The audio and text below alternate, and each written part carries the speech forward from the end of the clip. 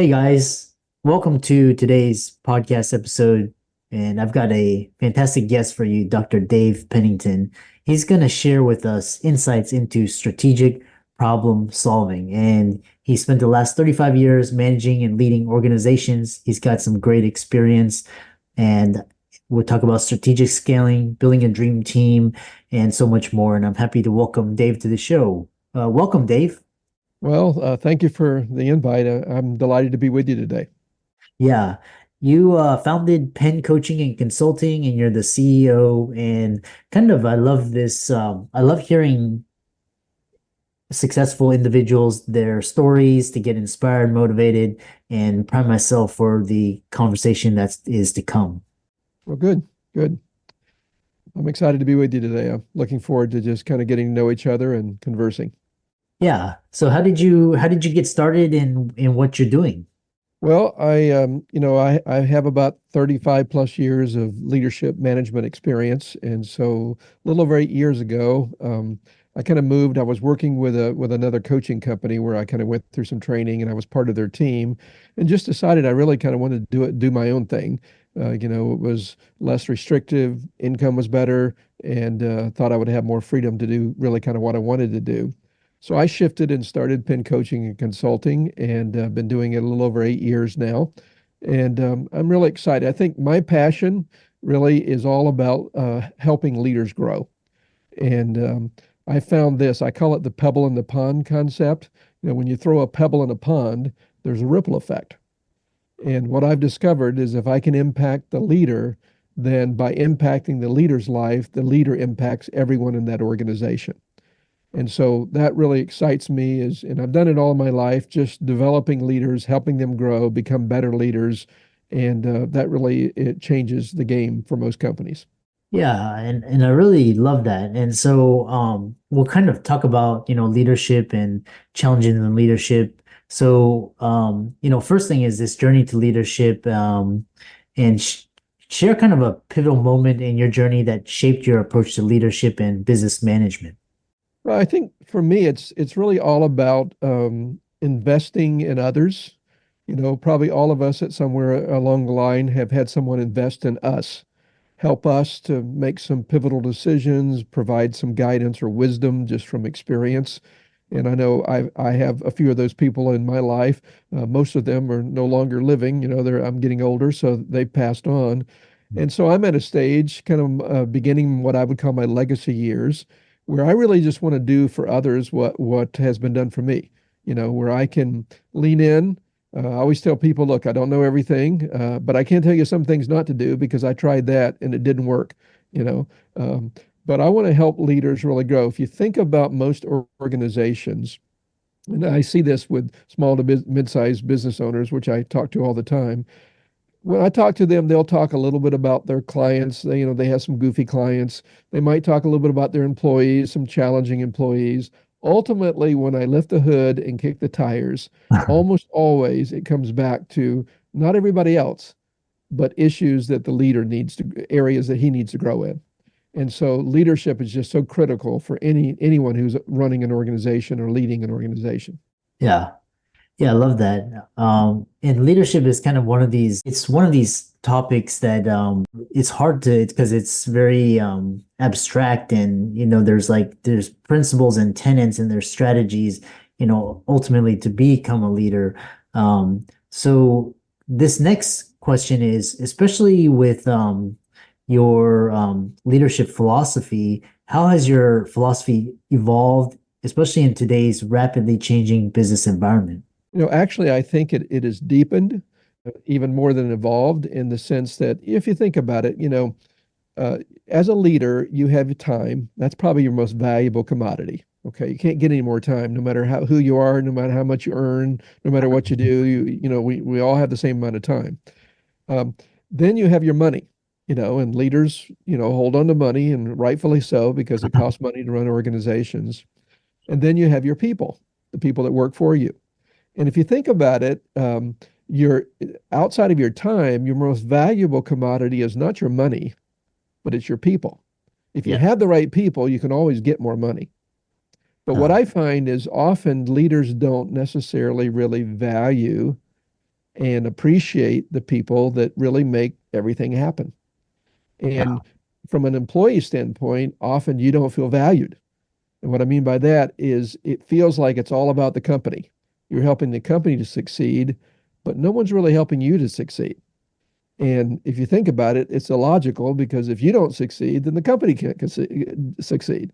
So I just think it's so important for leaders to really just sense the value of the people that work for them and kind of lean in and help those people grow and develop and then ultimately retain them, which is also a challenge in our day.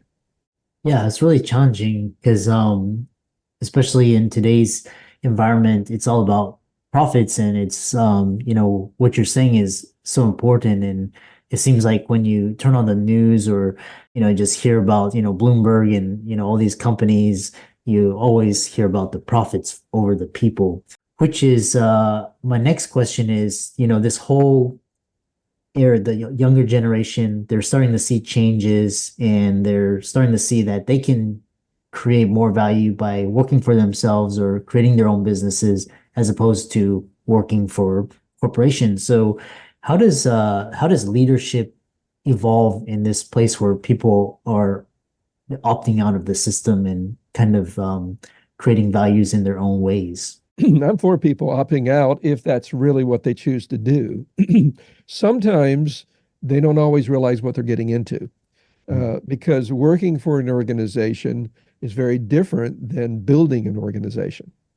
I'll give you an example. I've had several clients, but one client I had was a former corporate guy. He did really well in corporate, really pretty successful. He took an early buyout and he bought a printer franchise. Okay. And when I was working with him, he was really frustrated. I mean, he was just spread very thin and he says, I don't get this. I just don't get this. When I was in corporate, I killed it. I mean, I just succeeded. I did and I said, well, what you don't realize is this. When you were in corporate, if you had a people problem, what'd you do? Well, you sent them to HR. It was HR's problem.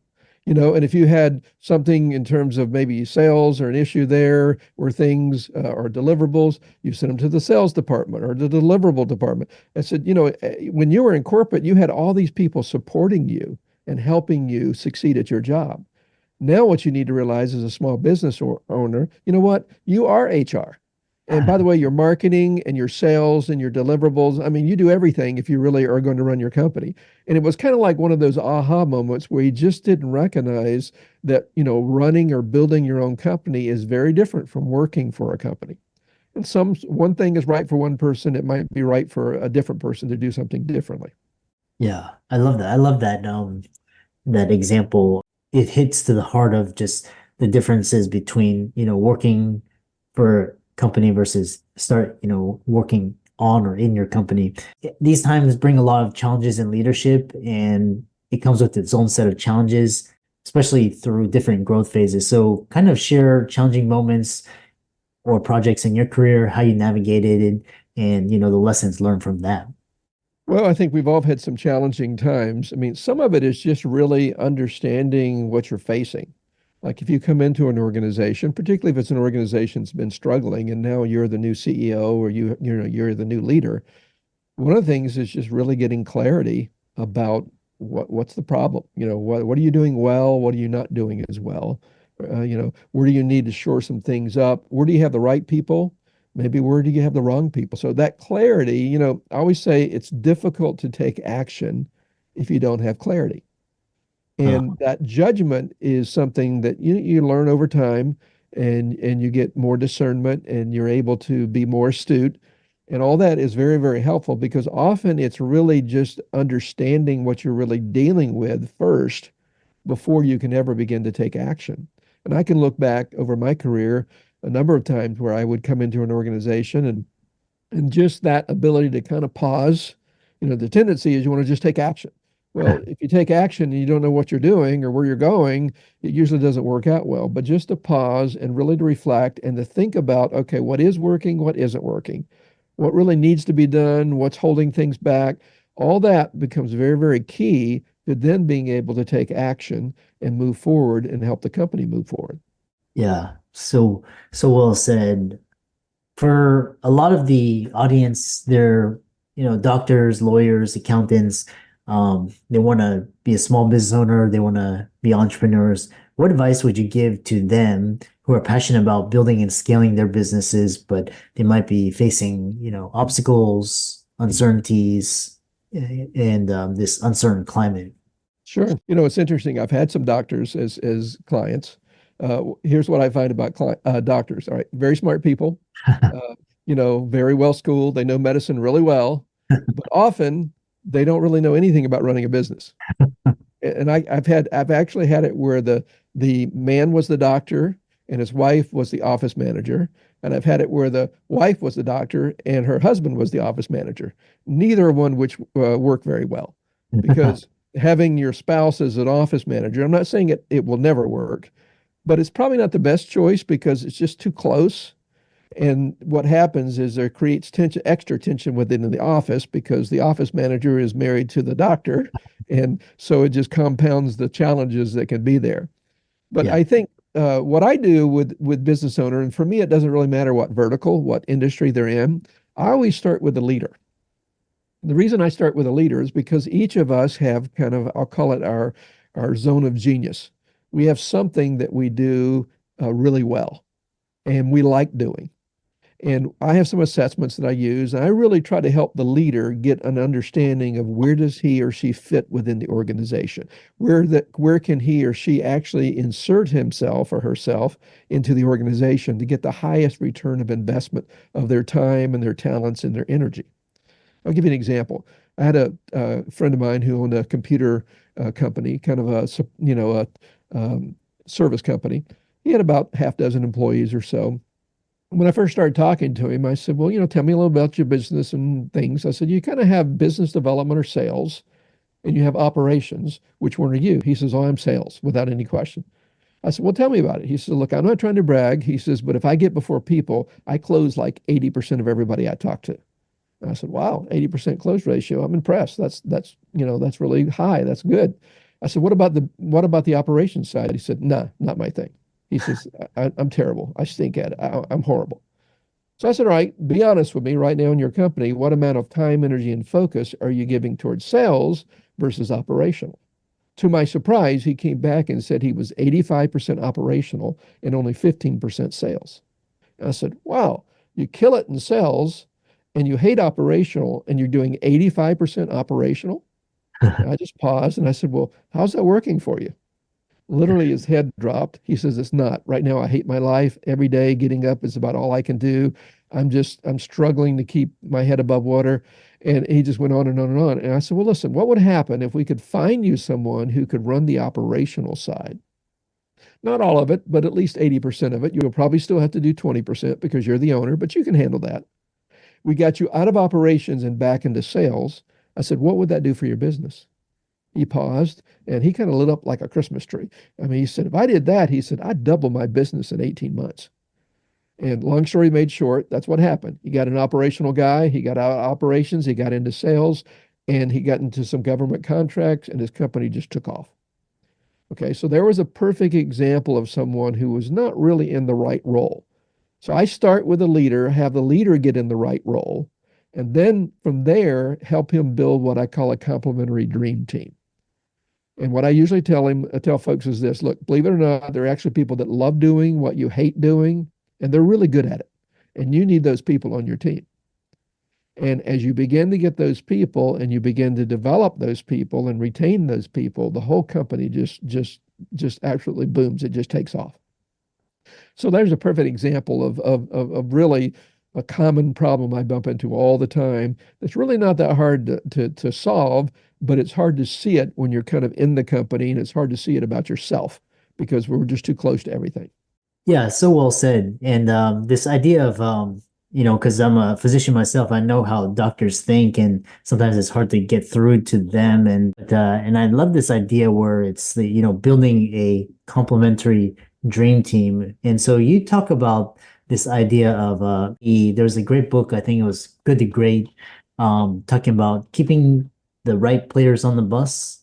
Yeah, it is getting you on the bus and then getting you on the right seat in the bus. Okay, both are important. Okay, and And really, here's what, my secret sauce, if you would. I've just been in leadership roles where I've had to hire teams and develop those teams and then retain those teams. Often when we start to hire someone, a lot of times we're not even sure the next person we need to hire. And part of that is, once again, because the leader's not in the right place. Like if you're a physician, I mean, ideally, you really love practicing medicine, caring for your patients. Now, probably what you don't love is all the paperwork and all the red tape and all the scheduling and all the other kind of things that come along with that. But there are people who actually do love that. And so if you can just kind of stay in your lane, maybe is a good way of putting it, and then find those people that can support you, who will really service your patients at a very high level and connect with them and really resonate with them. What happens is, the doctor, you just need to practice medicine and do a good job at practicing medicine.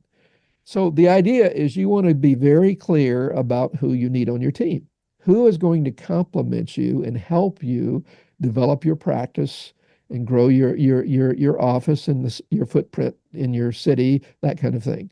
And that sounds easy, but it's more than just talent and skill. It can include culture fit, because most doctors' offices are kind of small and there's an intimacy there. And if you get someone who doesn't quite fit your culture, it can upset the apple cart pretty quickly. But then once you hire them, I think it's super important to also do a good job onboarding them. Most of the time, we don't do much with onboarding. We kind of explain what the job is. They have a title and a job description, and we just hope that they figure it out. Now, sometimes they do, but often it'll take them 3 months, 6 months, a year to really understand what do you have to do in that job to be really successful. When we can solve a lot of that as we onboard them well. The third area I work in is really encouraging leaders to develop their people. We assume that people who come on our team are just going to automatically develop themselves. Doesn't usually happen that way. You have to lean in, understand the people that work for you. What is their aptitude? What are their aspirations? What do they want out of life? What are they looking for? And as you understand that, sometimes you'll hire someone for a position here, and you really realize, what, that person fits better over here. And it's just on the right bus, but not in the right seat. And really what you want to do is you want to make it a win-win. And what I mean by that is, it's a win for your employee and it's a win for you, so that you both are winning. And what happens when you both win, then they're going to be happy and fulfilled. And you really want to help them grow to their highest potential for your organization. And then the last one is retention. When you get someone like that, you really want to keep them. And most of the time, we think people leave because of money. If we just pay them more money, they would stay. That's not usually the case. They leave because they don't feel valued, they don't feel appreciated, there's no opportunity for growth, or frankly, most of the time, it's poor management. And if we will solve those problems, you will have people that will stay with you longer, and you will be more successful as a result of that. In fact, it ought to be, if they have to leave you, there comes that day where they come to you and they say, I knew this day would probably come. I hated that it's finally come. You have invested in me so much. You have helped me to grow and develop. I'm so thankful for all the things that you've contributed in my life, but I have this opportunity that I just don't feel like I can pass up.